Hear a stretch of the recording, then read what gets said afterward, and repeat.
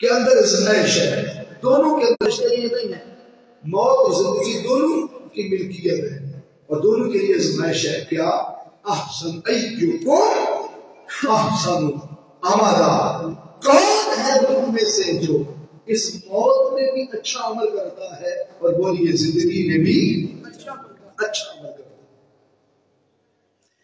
یہاں احسن بھی واحد ہے اور عملہ بھی واحد ہے۔ اللہ فرمانا چاہتا ہے کہ میں موت اور زندگی میں کسی ایک عمل پر تمہیں آزمانا چاہتا ہوں۔ There is only one practice، ایک عمل ہے جس پہ اللہ تمہاری آزمائش کرنا چاہتا ہے، جس پر تمہیں تمہارا امتحان لینا چاہتا ہے۔ ویسے تو زندگی کے کئی اعمال ہیں آزمائش کے لیے، حقوق میں بے شمار اعمال ہیں، پڑوسیوں کے حقوق ہیں، رشتہ داروں کے حقوق ہیں، ماں باپ کے حقوق ہیں، بیوی بچوں کے حقوق ہیں، یہ سب آزمائش ہے۔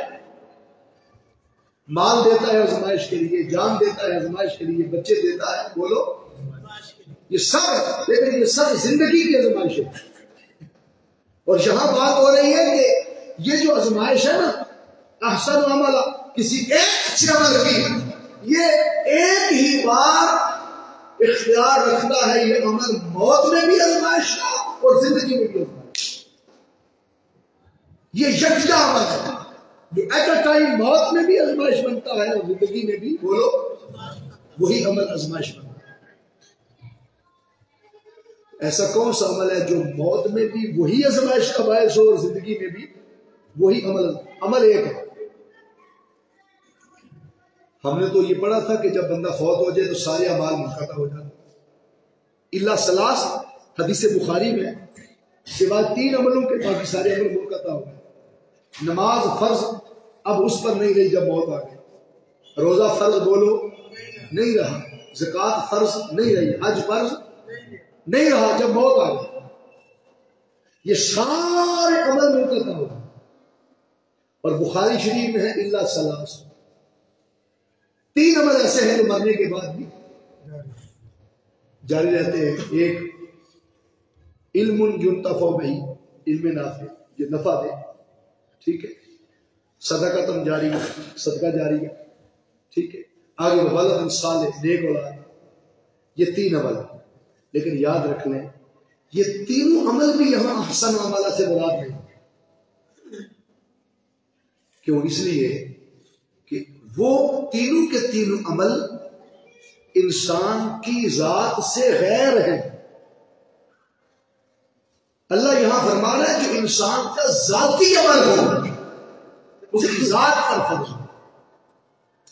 اب وہاں علم جس نے حاصل کیا، شاگرد پڑھے گا تو استاد کو اجر پہنچے گا، استاد کے اپنے علم کی بات نہیں ہوگی،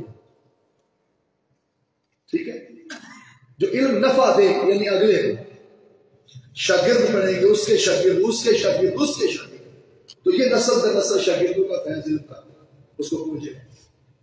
اور یہاں بات ہو رہی ہے اس کا ذاتی عمل ہو جو موت اور زندگی دونوں میں یکجا ہے، اس کا ذاتی عمل۔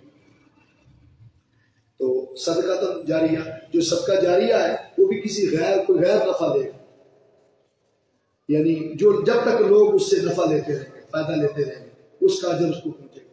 تو وہ بھی کوئی اور نفع لے اس کے عمل سے بھی پھر اس کو پہنچے گا، ٹھیک ہے۔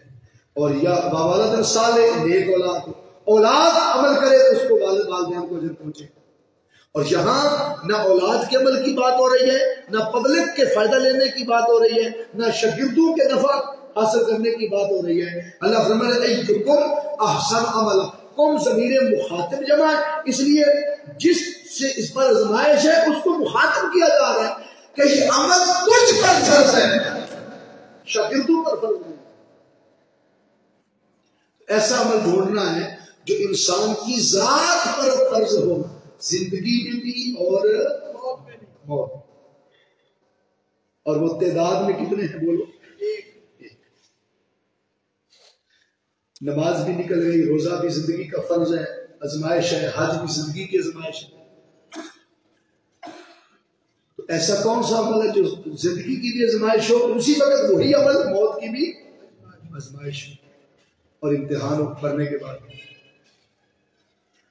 تو جو آپ نے 3 پڑھے حدیث پاک میں کہ سارے عمل منقطع ہو گئے، 3 رہ گئے، ٹھیک ہے، علم نافع، صدقہ جاریہ اور نیک اولاد، تو یہ بھی خارج از ذات ہے، خارج از ذات ہے. اس کا ذاتی فعل وہ اس کی زندگی اور موت دونوں نہیں ہوتا. اس پر حضرت عبداللہ ابن عباس رضی اللہ تعالیٰ عنہما نے تفسیر ابن عباس میں، اور اس کو قاضی ایاد رحمۃ اللہ علیہ نے شفا شریف میں، اور قاضی ثناء اللہ پانی پتی نے تفسیر مزنی میں، اور بہت سارے مفسرین نے اس لیا ہے کہ ایکم احسن عملا، احسن بھی واحد ہے، عملہ بھی واحد ہے. وہ ایک عمل جو موت اور زندگی دونوں میں یکجا امتحان بھی ہو، آزمائش بھی ہو، اور اس میں پاس ہونا شک بھی ہو، وہ کائنات میں فقط ایک عمل ہے، اور وہ پہچانے مصطفیٰ صلی اللہ علیہ وسلم، جس نے زندگی میں حضور کو پہچان لیا اس کی زندگی سنور گئی، اور جس نے قبر میں حضور کو پہچان لیا اس کی آخرت. وہ پچھلی ساری جمعے کی گفتگو اس عمل میں آ گئی کہ پاس اور فیل کا فیصلہ من ربک ما دینک پہ نہیں ہو، ما کنت تقول فی حق حاضر رجل پہ ہونا ہے. بتا مصطفیٰ کے بارے کیا کہا کرتا، اس نبی کے بارے تیری پہچان، اس نبی کے علم غیب پر تانا زنی کرتا تھا، اس نبی کے نور اور بشر پہ جھگڑے کرتا تھا، یا اس محبوب سے محبت کرتا تھا، عشق کرتا تھا، ادب کرتا تھا، اس محبوب کے مکھڑے کو دیکھنا اپنا ایمان سمجھتا تھا، اس محبوب کے مکھڑے کو دیکھ کر جیتا تھا، اسی مکھڑے کی خاطر مرتا تھا، اور اس نبی سے عشق اور محبت میں زندگی بسر کرتا تھا. بتا تیری زندگی اور تیرا قبر میں آنا یہ کس لیے تھا؟ اگر اس مصطفیٰ کی پہچان کے لیے تھا تو سب تیری زندگی بھی کامیاب ہو گئی اور تیری قبر بھی بولو کامیاب.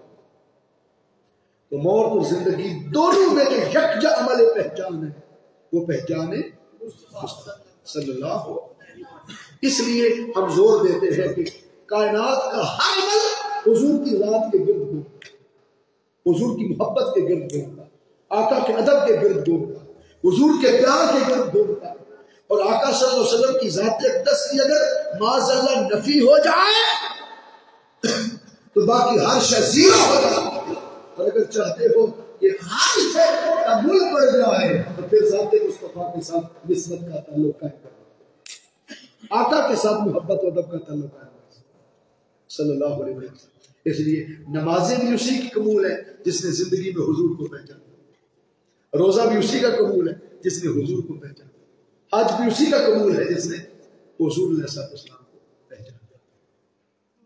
کئی لوگ یہ خیال کرتے ہوں گے کہ حج میں کیونکہ حج سارا مکے ہو جاتا ہے تو مدینہ پاک لینے جانا ہے، ذرا حج ادھر ہے، طواف ادھر ہے، ٹھیک ہے، صفا و مروہ پہ دوڑنا ادھر ہے، سارا معاملہ ادھر ہے، ادھر اب کیا لینے جانا ہے، ادھر ہی سب کچھ ہے. یاد رکھ لیں اللہ رب العزت نے مکہ کو کریا کہا ہے، مکہ کو کریا کہا ہے قرآن پاک. ام القری اس کا نام ہے مکہ.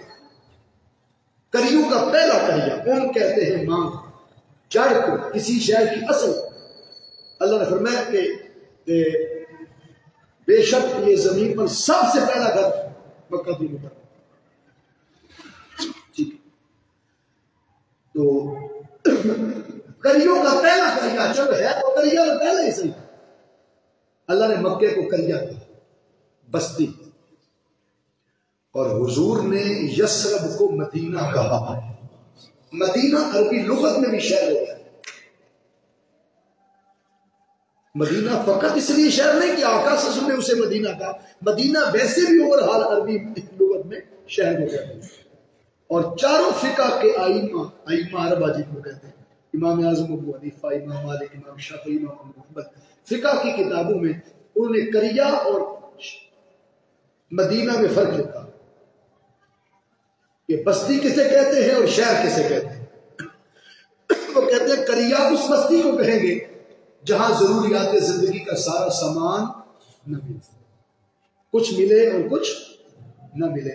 جیسے چھوٹے قصبے ہوتے ہیں، دیہات ہوتے ہیں، وہاں شادی بیاہ آ جائے بچیوں کا، بیٹیوں کا، تو بولیے سارا سامان دیہاتوں سے مل جاتا ہے؟ نہیں ملتا. کچھ ملتا ہے، کچھ نہیں ملتا. اور ضروریات زندگی کا سارا سامان کہاں سے ملتا ہے؟ شہر سے. آپ شہر آتے ہیں تو اللہ نے مکے کو کریا کہا اور حضور نے یثرب کو مدینہ کہا، مدینہ، اور آقا صلی اللہ علیہ وسلم نے خود کو بھی مدینہ کہا۔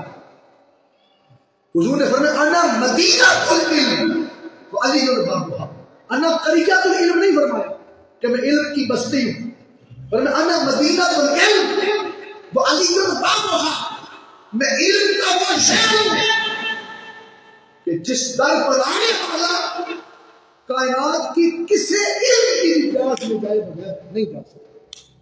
وہ سائنس کا علم ہو، ایمبریولوجی کا ہو، وہ علم باٹنی ہو، زوالوجی ہو، وہ میتھمیٹک کے اصول ہو، وہ روحانی علم ہو، ظاہری علم ہو، باطنی علم ہو، وہ جس طرح کا بھی علم ہو، وہ سائنس کے علوم ہو، فلسفہ کے ہوں، حکمت کے ہوں، کائنات میں کوئی علم نہیں ہو، آقا نے فرمایا انا مدینہ العلم، میں علم کی بستی نہیں، علم کا شہر ہوں، اس لیے کائنات کے کسی طرح کا بھی علم لینے والا آئے اس کی پیاس کو بجھا دیتا ہے، اور کسی کائنات کے علم کا بھی زاویہ لے کے آ جائے در مصطفیٰ سے خالی نہیں۔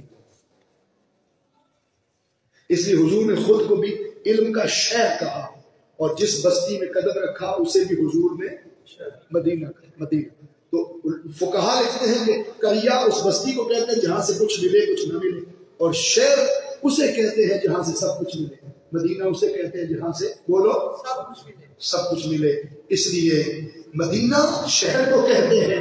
تو آقا صلی اللہ علیہ وسلم نے فقہا کے نزدیک اس یثرب کو مدینہ کہہ کر بیسیکلی یہ معاملہ کیا ہے۔ حضور صلی اللہ علیہ وسلم آقا صلی اللہ علیہ وسلم نے فرمایا،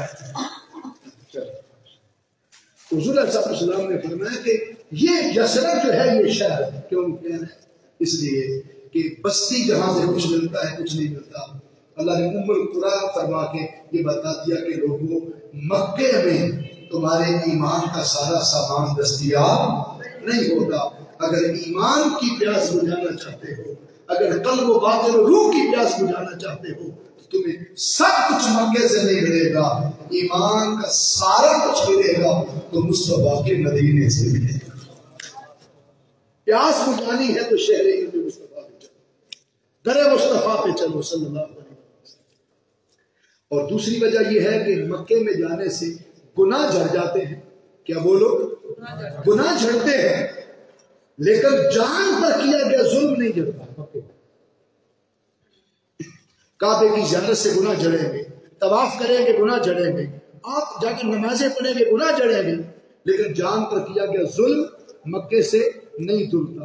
اس کے لیے اللہ نے فرمایا وَلَوْ أَنَّهُمْ إِذْ ظَلَمُوا أَنفُسَهُمْ جَاءُوكَ، اگر یہ جانوں پہ ظلم کر رہے تھے تو میرے محبوب صرف ایک ہی دروازہ رہ گیا جہاں سے جان پر کیے گئے ظلم دھلتے ہیں، اور وہ در مصطفیٰ جاءوکا، وہ آپ کے در فاستغفر اللہ، یہاں آ کے اللہ سے معافی مانگے۔ معافی اللہ سے ہی مانگنی، بولو معافی، لیکن یہاں آ کے مانگے در مصطفیٰ۔ تو مولا جب تیری مسجد میں تھے، مسجد بلال میں، وہاں بھی تیرے گھر بیٹھ کر تجھ سے ہی معافی مانگتے تھے۔ خانہ کعبہ گئے، تیرا گھر ہے، وہاں بھی تجھ سے ہی معافی مانگتے تھے۔ تو میرے مولا جان پر ظلم کرنے کے لیے یہ کنڈیشن اور یہ شرط کیوں ہے؟ جاؤکا کا ضمیر واحد مخاطب صرف حضور کی ذات ہے۔ پھر میں جانوں کا ظلم کہیں بیٹھو تو در مصطفیٰ کرانا کنڈیشنل ہے، کنکلیوزیو ہے، کمپلسری ہے، مست ہے، واجب ہے، فرض ہے۔ جان پر کیے گئے ظلم مصطفیٰ کے نام پہ آگے سے ڈھونڈتے ہیں۔ مولا یہ شرط کیوں کیا؟ اس لیے فرمایا کہ یہاں تمہارے یاد ہے وہاں میرا یاد ہے، یہاں تمہارے دوست ہیں وہاں میرا حبیب۔ تمہارے دوستوں کو دیکھو یا اپنے محبوب کو دیکھو۔ استغفر اللہ، یہاں آ کے اللہ سے معافی مانگو۔ تو فرمایا یہ تمہارا معافی مانگنا کافی نہیں ہے، کافی ہوتا تو پھر وہی تم نے مانگی تھی وہی معاف کر دیتا۔ نہیں، آگے فرمایا واستغفر لهم الرسول، اب تم چپ کر کے کھڑے ہو جاؤ، تم نے مانگ لی، ابھی تمہیں دیکھ کر بخشوں گا نہیں۔ اگر تمہیں دیکھ کے بخشنا ہوتا تو عدالت گھر میں بخش دیتا، سیال کو بخش دیتا، خانے گاہ میں بخش دیتا، لیکن نہیں، جان پر ظلم کرنے والے کو اس کی ذات کی وجہ سے نہیں بخشتا۔ کس لیے بخشتا ہوں؟ فرمایا فاستغفر اللہ واستغفر لهم الرسول، اب میں دیکھوں گا کہ میرا رسول خاص بھی تیرے لیے گورے گورے ہاتھ اٹھاتا ہے، تیرا محبوب بھی تیری سفارش کرتا ہے، میرا محبوب بھی تیرے لیے معافی کے لیے ہاتھ اٹھاتا ہے کہ نہیں؟ اگر میرے حبیب نے کہہ دیا کہ مولا آ گیا ہے اس کی بخش فرما دے، آگے دو تاکیدیں لگائے، تاکیدیں لواجب اللہ بھی تاکید کے لیے اور آگے پورا جملہ بھی تاکید کے لیے، لواجب اللہ اللہ فرماتا ہے مجھے اس حال میں پائے گا کہ میں اس کی توبہ بھی قبول کروں گا اور اسے رحمت بھی عطا فرما دوں گا۔ تو جان پر ظلم کرنے والے کی توبہ حضور کے وسیلے سے قبول ہوتی ہے، اس لیے آقا کے در کی آشنائی، حضور کے در کی پہچان ضروری ہے۔ اور میں نے عرض کیا تھا کہ یہ بتاؤں گا کہ پہچان ہوتی کیسے، بولیے پہچان، ایک مثال سے اس کا جواب ہوں، اور وہ مثال یہ ہے کہ آپ گلی میں ایک شخص کھڑا ہو اجنبی، آپ کے علاقے میں نیا آیا ہو، آپ اسے پہچانتے نہ ہو اور وہ کھڑا ہو اور آپ پاس سے گزرتے ہوئے اسے سلام کرتے اور یہ اسے سلام کرتے اور وہ آگے سے جواب دے کے گزر جائے۔ پہلے دن آپ کی ملاقات ہوئی، صرف سلام ہوا، آپ بھی چل پڑے وہ بھی چل پڑا، واقفیت نہیں ہے، سلام ہوا ہے ابھی کلام نہیں ہوا۔ اگلے دن پھر آپ گزرے، پھر وہی شخص کھڑا، آپ نے پھر سلام کیا، پھر آپ گزر گئے، پھر اگلے دن آپ گزرے، پھر آپ نے سلام کیا، آپ گزر گئے، کئی دن آپ اس کو سلام کرتے رہے اور وہ سلام کا جواب دیتا رہا۔ ابھی آپ کا کلام نہیں ہوا کیونکہ جان پہچان نہیں، اجنبی ان نون پرسن، سلام کرتے رہے۔ اب چند دنوں سے آپ نہیں آئے جو روز سلام کرتے تھے، ٹھیک ہے، کوئی مریض ہو گیا، بیمار ہو گیا، کوئی وجہ ہو گئی، آپ نہیں آئے۔ اب جس کو آپ نے 40 دن مسلسل سلام کہا گزرتے ہوئے اور وہ آپ کا جواب دیتا ہے، اور اگر آپ 2 4 5 دن اب آپ سلام کرنے والے نظر نہ آئے، اس کے دل میں آئے گا کہ نہیں آئے گا؟ روز بندہ ریگولر گزرتا تھا اسی ٹائم پہ، چند دن ہو گئے نہیں گزرا، ٹھیک ہے، وہ محلے میں کسی سے پوچھے گا، دکاندار سے کہ یار ایک شخص روز اس ٹائم پہ یہاں سے گزرتا تھا تو آج کئی دن ہو گئے وہ آیا نہیں، تو اس کا کوئی ایڈریس معلوم ہے؟ وہ بتائے گا کہ فلاں گھر ہے، پھر آپ اس کے گھر جاتے ہیں، دروازہ نہ کرتے ہیں، آپ اس کی خیریت پوچھتے ہیں، ابھی 40 دن گزر گئے تھے تو مجھے سلام کرتا رہا اور اب 2 4 دن سے آپ نہیں آئے، تو خیریت تو ہے نا، آپ نہیں آئے۔ وہ پھر آپ کو بتائے گا کہ میں بیمار ہو گیا تھا یا مریض ہو گیا یا وجہ ہو گئی یا میں نے رستہ بدل لیا۔ اب ایمانداری سے بتائیں، وہ جو بندہ ان نون پرسن تھا، اجنبی تھا، جس کو آپ پہچانتے نہیں تھے اور نہ وہ آپ کو پہچانتا تھا، آپ کی دہلیز تک، آپ کے دروازے پر، آپ کے بستر تک آنے پر اسے کس شے نے مجبور کیا؟ بولیے میرا بچہ، بولے، وہ جو آپ روز اس کو سلام کرتے ہیں۔ اگر دنیا دار کی پہچان کرنا چاہے، اس کے لیے پہلے کلام نہ بھی ہو تو سلام پہچان کا ذریعہ ہوتا ہے، اور مصطفیٰ سے پہچان کروانی ہے تو محمد پہ درود و سلام پڑھا کر، روز درود و سلام کے تحفے جاتے ہیں۔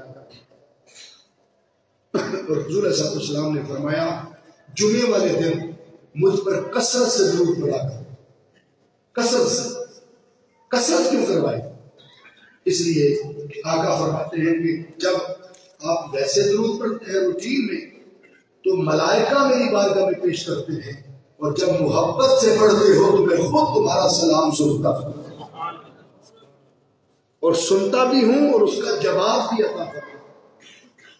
صحیح مسلم شریف کی حدیث ہے، ما من مسلم یسلم علیکہ، جو بھی اور جہاں سے بھی، یعنی اس میں ما جو بھی ہو، کلمہ عام ہے، خاص ہو عام ہو، دکاندار ہو، تاجر ہو، فقیر ہو، غنی ہو، بادشاہ ہو، کوئی بھی ہو، آپ فرماتے ہیں ما جو بھی ہو، مل جہاں سے بھی، صرف مدینہ پاک سے نہیں، وہ انڈیا کے بارڈر پر بیٹھا ہو، جہاں سے بھی یسلم علیہ مجھ پر سلام پڑھے، حتی ارد علیہ روحی، اللہ نے میری روح کو لوٹا دیا ہوا ہے اور میں اس کے سلام کا جواب عطا فرما دوں، میں اس کے سلام کا جواب عطا فرما دوں۔ اب آپ جب بھی کوئی نیکی کرتے ہیں تو نیکی کے بدلے میں بھی ایک قلم اٹھتا ہے۔ کتنے قلم اٹھتے ہیں؟ ایک۔ دائیں طرف بیٹھا فرشتہ، اس کو حکم ہوتا ہے اس کے نام اعمال میں نیکی لکھ، ٹھیک ہے، چلو ایک کی بجائے 10 لکھ دے، ایک الف پڑھنے پر 10 مل گئے، لیکن قلم کسی نے اٹھایا نیکیاں نہیں۔ اللہ نہ کرے کسی نے گناہ کر لیا، اس کی خطا پر بھی ایک قلم اٹھا، اس فرشتے کو حکم ہوا کہ اس کے نام اعمال میں ایک گناہ لکھ دے۔ گناہ کرے تو کتنے قلم اٹھے؟ بولو، ایک، اس فرشتے نے اٹھایا۔ نیکی کرے یا نیکیاں کرے تو کتنے قلم اٹھے؟ ایک، اس فرشتے نے اٹھایا۔ لیکن آقا پر ایک بار درود و سلام پڑھنے سے ایٹ اے ٹائم 3 قلم اٹھتے۔ ایک بار درود و سلام پڑھنے سے کتنے قلم اٹھے؟ 3 قلم۔ اس فرشتے کو حکم ہوتا ہے اس کے نامہ اعمال میں نیکیاں 10 نیکیاں درج کر، اسی درود پر اس فرشتے کو حکم ہوتا ہے قلم اٹھا 10 کبیرہ گناہ اس کے نامہ اعمال سے مٹا دو، اور لوح محفوظ سے قلم کو خود اٹھا کر آقا فرماتے ہیں اللہ اس کے 10 درجے بلند فرما دیتے ہیں۔ ایک بار درود و سلام پڑھنے سے کتنے قلم اٹھے؟ 10 نیکیاں، 10 گناہ معاف اور 10 درجے بلند ہوئے۔ اب بتائیں جو 100 مرتبہ روز درود بھیجے اس کے کتنے گناہ معاف؟ کبیرہ گناہ معاف، کتنی نیکیاں میں، اور پھر جو 1000 مرتبہ روز ہر نماز میں 2 مرتبہ درود شریف پڑھے۔ علماء لکھتے ہیں علماء کہ جو آقا صلی اللہ علیہ وسلم پر 1000 مرتبہ درود پاک کی روٹین بنا لے، ایک وقت آتا ہے کہ مصطفیٰ اس کے خواب میں آتے ہیں، آقا اسے دیدار صلی اللہ علیہ وسلم۔ سنا ہے آپ ہر عاشق کے گھر میں تشریف لاتے ہیں، میرے گھر میں بھی ہو جائے چراغاں، اور ایک ہی بات عرض کر کے میں اجازت چاہوں گا، اور یہ ہے کہ آپ نے نام سنا ہوگا امام شرف الدین بصیری رحمۃ اللہ علیہ، سنا ہوا نا امام شرف الدین بصیری، انہوں نے آقا پر درود بھیجا ہے، بولیے حضور پر۔ وہ جو قصیدہ گردہ شریف ہے وہ بیسیکلی درود پاک، مولا یا صلی وسلم دائما ابدا، صلی وسلم درود و سلام۔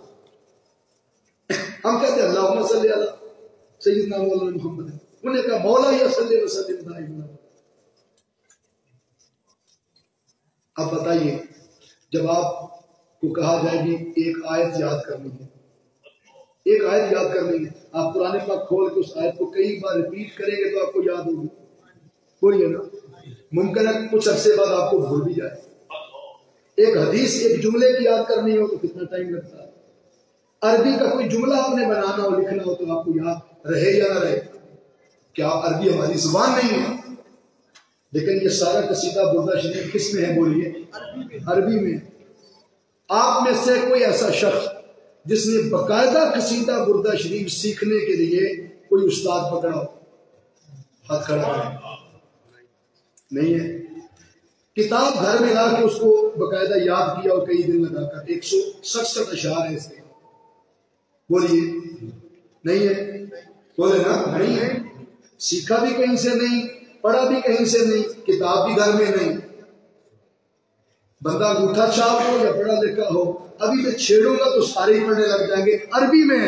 سوال یہ ہے کہ آپ کو یاد کیسے ہو؟ اب میں صرف ایک جملہ پڑھوں گا، مولا یا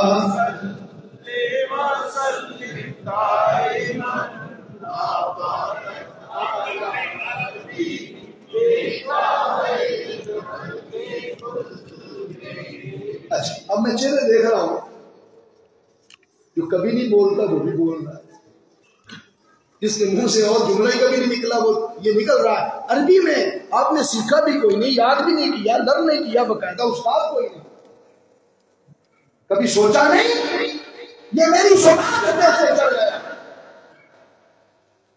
ایک ملا کے پڑھانا، میں تو چپ ہوں۔ اچھا اب میں چہرے دیکھ رہا ہوں، جو کبھی نہیں بولتا وہ بھی بول رہا ہے، جس کے منہ سے اور جملہ ہی کبھی نہیں نکلا وہ یہ نکل رہا ہے۔ عربی میں آپ نے سیکھا بھی کوئی نہیں، یاد بھی نہیں کیا، لرن نہیں کیا، باقاعدہ استاد کوئی نہیں، کبھی سوچا نہیں یہ میری زبان پہ کیسے چڑھ گیا۔ ایک ملا کے پڑھانا، میں تو چپ ہو گیا، پہلے لفظ بول کے آپ پڑھتے رہے۔ وجہ کیا ہے؟ وجہ فقط ہے کہ جب عاشقوں کے کلام ہوں، ایسے کلام جنہیں مصطفیٰ سنتے ہیں، جنہیں آقا پسند کرتے ہیں، مصطفیٰ جن پر تاج فرماتے ہیں، ایسے کلام دلوں سے دلوں پر تارے بناتے ہیں، مؤثر ہوتے ہیں، اپنی راہیں قائم کرتے ہیں، انہیں رکھے لگانے کی ضرورت نہیں ہوتی، نبی کی نگاہ کے وسیلے سے زبانوں پہ خود چڑھ جاتے ہیں۔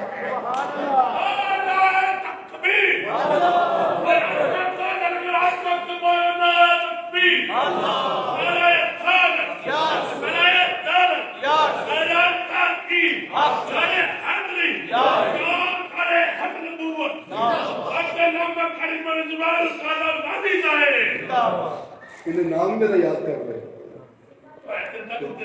ماشاء اللہ ماشاء اللہ۔ یہ اکثر میں تھوڑا چاہتا رہتا نا، ملتے رہتے، انہیں کوئی شیڈیول ہوتا سارا کنے کتنے جانا یہ جی گل ہے۔ ماشاء اللہ بڑی توجہ۔ آپ نے دیکھا کہ آپ کو یاد ہو گیا، یہ یاد کیا نہیں آپ نے، یہ یاد کروایا۔ بولیے یہ یاد، قبر میں کئیوں کو یاد نہیں ہوں گے سوال، لیکن جب نبی سامنے آئیں گے تو چہرہ مصطفیٰ کے صدقے کئیوں کو یاد آ جائے۔ یہ کرم ہوتا ہے، یہ فضل ہوتا ہے۔ تو پہچان کے لیے درود و سلام ہوتا ہے۔ لکھا آپ نے، اور لکھا کب؟ پہلے بادشاہوں کے قصیدے لکھتے تھے۔ علاقے کا بادشاہ ہوتا، کیونکہ 18 سال سے فالج تھا، چارپائی پہ رہتے تھے، بیٹیاں جوان تھی، گھر میں کھانے پینے کا سامان نہیں تھا، پریشان رہتے تھے، کاروبار ہے کوئی نہیں، اس بادشاہ کی تعریف لکھتے، بادشاہ کی تعریف لکھتے، شعر میں لکھ کر بھیج دیتے۔ بادشاہ خوش ہو کے اپنی تعریف سن کے وہ آٹا دانہ بھیج دیتا، کوئی توڑا آٹے کا بھیج دیتا، چاول بھیج دیتا۔ مہینہ گزر جاتا، پھر لے توڑے کے لیے پھر نیا شعر لکھتے، پھر ختم ہو جاتا، پھر نیا شعر لکھتے۔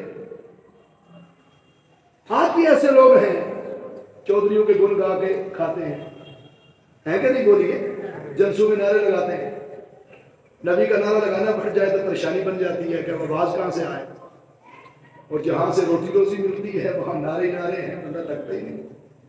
آج بھی وہ تعریفیں چلتی ہیں، گن چلتے ہیں۔ یاد رکھنے کہ جب یہ لکھتے رہے گھر کا خرچہ معاملہ چلتا رہا، ایک دن ایک فقیر آیا، بکھرے بال تھے، چہرے پہ گرد تھی، جوتے کا تسمہ ٹوٹا ہوا تھا، اور فقیر آ کے امام شرف الدین بصیری کی چارپائی پہ بیٹھ گئے۔ کہتے ہیں اگر چاہتے ہو کہ دونوں جہانوں کی روٹیوں کا بندوبست ہو جائے تو مصطفیٰ کی نام لیں، آقا پر درود و سلام دے۔ انہوں نے کہا مجھے اور کیا چاہیے اگر دونوں جہانوں کی روٹیوں کا بندوبست ہو جائے۔ دیکھیں پہلے گائیڈ کسی نے کی نہیں کیا، جب گائیڈ کیا تو عمل ہو گیا۔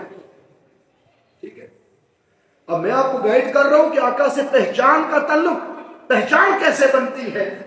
درود و سلام، کثرت درود و سلام سے جو کرنے لگ جائے گا اس کی پہچان بن جائے گی۔ یاد رکھیں جب آپ نے لکھی نعت، قلم اٹھایا تو فالج تھا، ہاتھ حرکت بھی نہیں کرتا ہوگا، کتنی تکلیف میں لکھا ہوگا۔ 167 اشعار، 167 نعت یا اشعار آقا کی نعت میں لکھ دی۔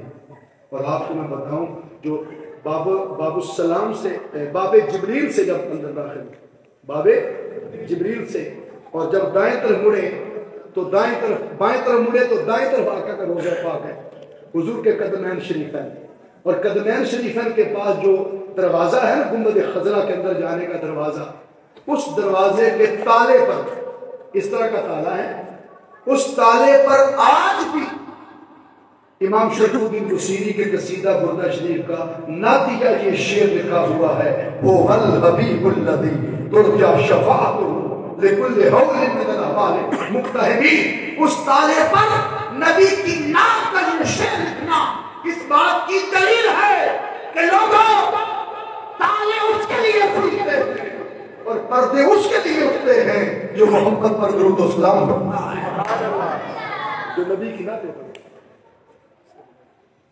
ہم جب بھی حاضری دیتے ہیں تو وہاں یہ پڑھتے ہیں جا کے یہ شعر لکھا ہوتا ہے۔ نعتیں لکھنا مسجدوں میں یہ جائز ہے، مسجد نبوی میں لکھی ہوئی ہے نعت۔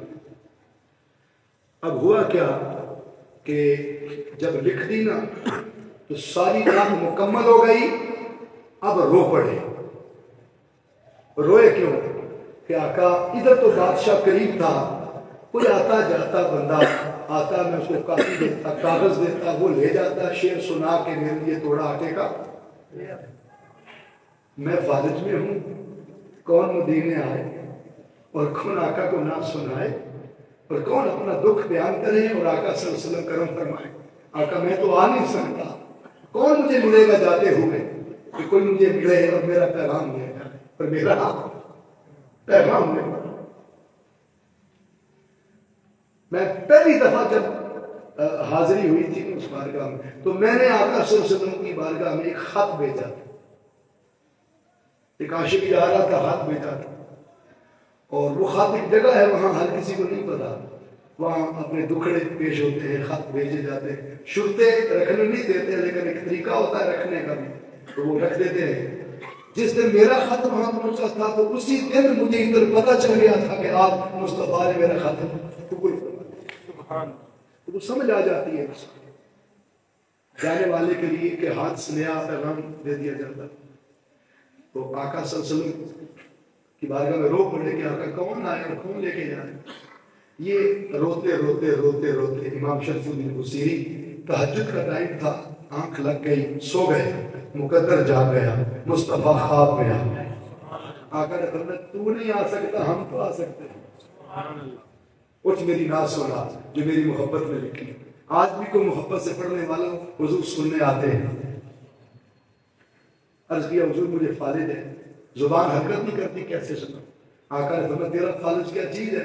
حضرت قتادہ کی آنکھ نکل گئی تھی اور وہ آنکھ کا ڈھیلا ہتھیلی میں رکھ کے لے آئے، ہتھیلی، اور میں نے لعبدہ لگایا تھا، وہ آنکھ دوسری سے بھی زیادہ نور دیتی تھی۔ حضور آئی اسپیشلسٹ بھی ہے، آنکھ پہلے سے بھی زیادہ نور دیتی۔ آقا نے دست رحمت پھیرا، فالج کا مر جاتا رہا۔ یہ بھی خواب کا واقعہ ہے، اور حضور نے فرمایا من آنی فقد رأى الحق، جس نے مجھے خواب میں دیکھا اس نے حقیقت میں۔ فالج آتا رہا، حضور کو نعت سناتے رہے، آقا سنتے رہے۔ وہ کیا محفل نعت ہوگی جس میں ایک ہی سنانے والا تھا، ایک ہی سننے والا، اور جن پر لکھی وہ سن رہے تھے، اور تصور باندھ کے جن پر لکھی تھی وہ خود سنا رہے تھے۔ کیا سما ہوگا اس محفل کا جب پڑھا ہوگا مولا صلی وسلم دائما ابدا علی حبیبک، اس محبوب پر بیچ جو میرے سامنے چل رہا ہے، هو الحبیب الذی ترجى شفاعتہ۔ پڑھتے پڑھتے پڑھتے پڑھتے جب فجر کا ٹائم ہوا تو آقا صلی اللہ علیہ وسلم تشریف لے جانے لگے۔ حضور نے منڈے سے کملی اتار کے تحفہ عطا فرما دیا۔ آج بھی ترکی کے عجائب گھر میں وہ سیدھا بردہ شریف والی چادر پڑی ہوئی ہے، سرخ رنگ کی جملی چادر، آقا نے عطا فرمائی، گفٹ عطا فرمائی۔ حضور چلے گئے، فجر کی اذان ہوئی، کانوں میں جب اذان کی آواز پڑی تو آنکھ کھل گئی۔ بصیری نے دیکھا جو خواب میں سلامتی ملی تھی، جسم سارا سلامت ہو چکا۔ سرانہ اٹھایا تو مصطفیٰ کی کملی کی سرانے پڑی، اٹھائی اپنے اوپر اوڑی اور اوڑھ کر بصیرہ کے بازار میں نکلے۔ کوئی تو پوچھے گا نا 18 سالہ مریض راتوں رات شفا کون دے گیا؟ پھر اپنی کہانی اپنی زبانی سنوں گا۔ بس جب نکلے چادر اوڑھ کے دیکھتے تھے کہ حضور کو کیسی لگتی ہوگی، آقا کو کیسی جچتی ہوگی، اس خیال سے جب نکلے ابھی تھوڑا تھوڑا اندھیرا تھا، سامنے سے وہی فقیر جس نے بتایا تھا وہی سامنے سے آ گیا، بکھرے بال، چہرے پہ گرد، تسمہ جوتے پہ ٹوٹا ہوا۔ آگے کا وہ سیری ذرا کان تو قریب کر، کہا بھی اندھیرا ہی ہے، آپ بات کر لیں۔ کہا نہیں، دیواروں کے بھی کان ہوتے ہیں، ذرا کان قریب کر، بات تھوڑی راز کی ہے، راز کہہ دیتے ہیں نازک سے اشارے اکثر، کتنی خاموش محبت کی صبح ہوتی ہے، ذرا کان قریب کر۔ جب امام شمس الدین بصیری نے کان قریب کیا، اس فقیر نے کہا جو رات حضور کو سنا رہے تھے ذرا دیوانے کو بھی سنا تھا۔ امام شرف الدین بصیری کے رونگٹے کھڑے ہو گئے، لوں کانپ گئے، جسم کھول گیا۔ There was no any third person، کوئی تیسرا تھا ہی نہیں، ایک میں تھا یا میرے سرکار تھے، کوئی تیسرا تھا ہی نہیں۔ دیوانے، تیرے بکھرے بال، تیرے چہرے پہ گرد، تیرے پھٹے پرانے کپڑے، تیرے پاؤں کے جوتے کا تسمہ ٹوٹا ٹوٹا، تجھے کیسے پتا؟ وہ فقیر معلوم کون تھا؟ وہ شہر بغداد کا شیخ ابو رجا تھے۔ اور شیخ ابو رجا کہتے ہیں تیرے گھر آج رات آئے، اتنا پردہ، اتنا حجاب، اتنا چھپا رہے ہو۔ میں وہ ابو رجا ہوں جس کے گھر حضور ہر رات آتے ہیں، جس کے گھر ہر رات آتے ہیں۔ اور سنا ہے آپ ہر عاشق کے گھر تشریف ہو جائیں چلا یا رسول اللہ صلی اللہ علیہ وسلم۔ اتنا پردہ، میرے گھر ہر رات آتے ہیں، اور جب تیرے گھر آئے تھے میرے ہی تو بستر سے اٹھ کے آئے تھے۔ میں ہاتھ باندھ کے پیچھے پیچھے آیا تھا، لیکن اندر صرف حضور گئے، میں باہر چوکیدار بن کے دروازے پہ بیٹھ گیا تھا۔ وہ تیری نعت سن کے داد دے رہے تھے، اب آقا گئے ہیں تو تمہیں داد دینے آیا ہوں، تو نے نبی کے درود کا حق ادا کر دیا۔ یہ ملاقاتیں کثرت درود سے، سلام سے، اور حضور کی بارگاہ میں دھیان سے، توجہ سے سب کچھ ہوتا ہے۔ انشاءاللہ میں کل میری فلائٹ ہے مدینہ پاک کی، اور میں بھی حاضری کے لیے آ رہا ہوں۔ بتایا آپ کو اس لیے ہے، پچھلے جمعے نہیں بتایا تھا، کنفرم تو مجھے پچھلے جمعے کا ہی تھا، لیکن اس لیے بتایا ہے کہ اگر کوئی اپنا سلام بھیجنا چاہے، گناہگار جا رہا ہے تو چلو آقا کی بارگاہ میں خدمت میں کچھ آرزو، اپنی حسرت، اپنی خواہش پیش کر لے۔ اللہ تبارک و تعالیٰ در مصطفیٰ کی حاضری سب کو نصیب فرمائے، سب کو عطا فرمائے۔ اس بارگاہ میں جانا اللہ سب کا قبول فرمائے۔ وما علیہ الا اللہ۔